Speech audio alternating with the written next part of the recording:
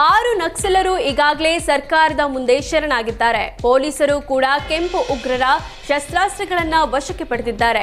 ಆದರೆ ನಕ್ಸಲ್ ಶರಣಾಗತಿ ಹಿಂದೆ ದನಗಾಯಿ ಅಜ್ಜಿ ಮಧ್ಯಸ್ಥಿಕೆ ವಹಿಸಿದ್ದು ಈಗ ಬಯಲಾಗಿದೆ. ಸರ್ಕಾರ ನಕ್ಸಲರ ನಡುವೆ ಸಂಧಾನಕ್ಕೆ ಅಜ್ಜಿ ಗೌರಮ್ಮಳೆ ಕೊಂಡಿಯಾಗಿದ್ದಾಳೆ. ವಿಕ್ರಮ್ ಗೌಡ ಎನ್ಕೌಂಟರ್ಗೂ ಮುನ್ನವೇ ಸಂಧಾನಕ್ಕೆ ಯತ್ನ ನಡೆದಿತ್ತು. ಸರ್ಕಾರ ಶಾಂತಿಗಾಗಿ ನಾಗರಿಕ ವೇದಿಕೆಯ ಸದಸ್ಯರ ಸಂಧಾನ ಪತ್ರ ಬರೆದಿದ್ರು. ಈ ಸಂಧಾನ ಪತ್ರವನ್ನ ನಕ್ಸಲರಿಗೆ ತಲುಪಿಸುವಲ್ಲಿ ಗೌರಮ್ಮ ಮಹತ್ವದ ಪಾತ್ರ ವಹಿಸಿದ್ದಾರೆ ಅನ್ನೋದು ಬಯಲಾಗಿದೆ. 20 ರಿಂದ 30 ಕಿಲೋಮೀಟರ್ ನಡೆದುಕೊಂಡೇ ಸಂಪರ್ಕ ಸೇತುವೆಯಾಗಿ ಗೌರಮ್ಮ ಕೆಲಸ ಮಾಡಿದ್ದಾರೆ. ಶೃಂಗೇರಿ ತಾಲೂಕಿನ ಕಿಗ್ಗಾದ ಕಿತ್ತಳೆ ಮನೆ ನಿವಾಸಿ ಗೌರಮ್ಮ ಸಂಧಾನಕ್ಕೆ ಮುಖ್ಯ ಪಾತ್ರ ವಹಿಸಿದ್ದು ಮೆಚ್ಚುಗೆಗೆ ವ್ಯಕ್ತವಾಗಿದೆ.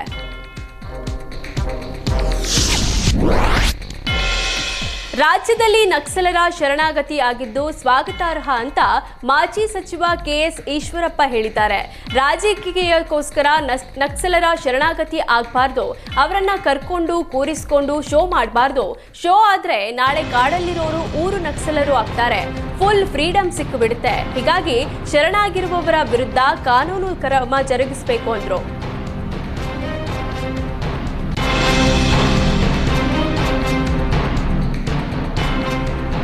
ಮಹಾರಾಷ್ಟ್ರ ಎಂಎಲ್ಎ ಕರೆಸಿ ಯುವ ಸಮಾವೇಶ ನಡೆಸುವ ಮೂಲಕ ನಾಡದ್ರೋಹಿ ಎಂಇಎಸ್ ಮತ್ತೆ ಪುಂಡಾಟ ಮೆರೆದಿದೆ.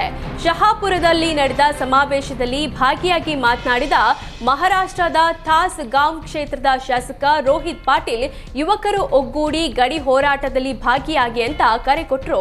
ಗಡಿ ಭಾಗದಲ್ಲಿ ಮರಾಠಿಗರ ಮೇಲೆ ಆಗ್ತಿರುವ ಅನ್ಯಾಯ ದೌರ್ಜನ್ಯ ದೂರ ಮಾಡಲು ಯುವಕರು ಒಂದಾಗಬೇಕು ಅಂದ್ರು. ಇದೇ ವೇಳೆ ಎಂಇಎಸ್ ಮುಖಂಡ ಮನೋಹರ್ ಮಾತನಾಡಿ, ಕರ್ನಾಟಕದಲ್ಲಿ ಹೋರಾಟ ಮಾಡಿದ್ರೆ ನಮ್ಮ ಯುವಕರ ಮೇಲೆ ಕೇಸ್ ಹಾಕ್ತಾರೆ, ನಮ್ಮ ಯುವಕರ ಭವಿಷ್ಯ ಹಾಳಾಗುತ್ತೆ. ಹೀಗಾಗಿ ಇನ್ಮುಂದೆ ಮಹಾರಾಷ್ಟ್ರದಲ್ಲಿ ಹೋರಾಟ ಮಾಡೋಣ ಅಂದ್ರು. ರೇಣುಕಾಸ್ವಾಮಿ ಕೊಲೆ ಆರೋಪಿ ದರ್ಶನ್ ಮೈಸೂರಿಗೆ ತೆರಳಲು ಅನುಮತಿ ವಿಸ್ತರಣೆಗೊಂಡ ಹಿನ್ನೆಲೆ ದರ್ಶನ್ ತಮ್ಮ ಫಾರ್ಮ್ ಹೌಸ್ಗೆ ತೆರಳಿದ್ದಾರೆ. ನಾಳೆ ಸಂಕ್ರಾಂತಿ ಹಬ್ಬವನ್ನ ಟಿ ನರಸೀಪುರ ಮುಖ್ಯ ರಸ್ತೆಯ ಕೆಂಪಯ್ಯನ ಹುಂಡಿ ಬಳಿಯಿರುವ ತಮ್ಮ ಫಾರ್ಮ್ ಹೌಸ್ನಲ್ಲೇ ಹಬ್ಬ ಆಚರಣೆ ಮಾಡಲಿದ್ದಾರೆ. ಹಬ್ಬದ ಬಳಿಕ ದರ್ಶನ್ ಶಸ್ತ್ರಚಿಕಿತ್ಸೆಗೆ ಒಳಗಾಗುವ ಸಾಧ್ಯತೆ ಇದೆ.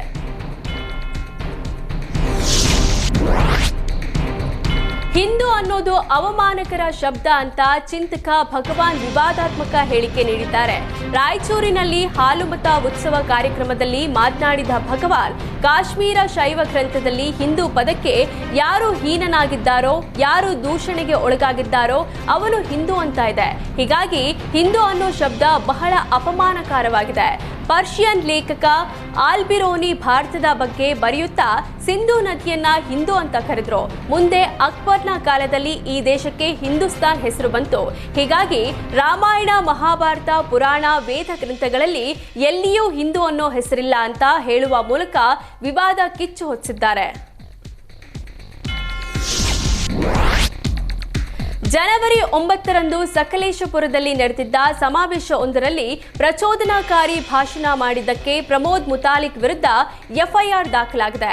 ಮುಸ್ಲಿಮರು ದನದ ಮಾಂಸವನ್ನ ಅಂಗಡಿಯನ್ನ ತೆರೆದ್ರೆ ಅವರ ಮನೆಯ ಮುಂದೆ ಹಂದಿ ಕಡಿದು ತಿಂತೀವಿ, ಸಹನೆಗೆ ಒಂದು ಮಿತಿ ಬೇಡವಾ?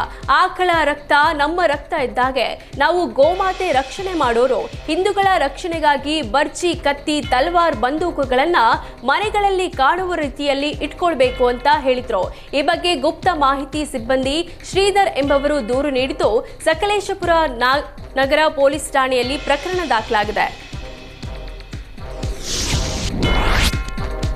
ವಿಜಯನಗರ ಜಿಲ್ಲಾ ಕೇಂದ್ರ ಹೊಸಪೇಟೆಯ 29ನೇ ವಾರ್ಡಿನಲ್ಲಿ ಕುಡಿಯುವ ನೀರಿಗಾಗಿ ಹಾಹಾಕಾರ ಶುರುವಾಗಿದೆ. ಗ್ರಾಮದ ಸಮೀಪವೇ ತುಂಗಭದ್ರಾ ಜಲಾಶಯವಿದ್ರೂ ಇಲ್ಲಿಯ ಜನರಿಗೆ ಕುಡಿಯುವ ನೀರಿಲ್ಲ. ಪ್ರತಿನಿತ್ಯ ಹಣ ಕೊಟ್ಟು ಬಿಂದಿಗೆ ನೀರು ಖರೀದಿಸುವ ಪರಿಸ್ಥಿತಿ ಎದುರಾಗಿದೆ. ಮತ್ತೊಂದೆಡೆ ಗ್ರಾಮದಲ್ಲಿ ಕಲುಷಿತ ನೀರು ಸೇವಿಸಿ ಜನರು ಅಸ್ವಸ್ಥರಾಗ್ತಿದ್ದಾರೆ. ಈ ಬಗ್ಗೆ ಜನಪ್ರತಿನಿಧಿಗಳ ಗಮನಕ್ಕೆ ತಂದರೂ ಸಮಸ್ಯೆ ಬಗೆಹರಿದಿಲ್ಲ. ಹೀಗಾಗಿ ಸಮರ್ಪಕ ಕುಡಿಯುವ ನೀರು ಪೂರೈಸುವಂತೆ ಗ್ರಾಮಸ್ಥರು ಆಗ್ರಹಿಸಿದ್ದಾರೆ.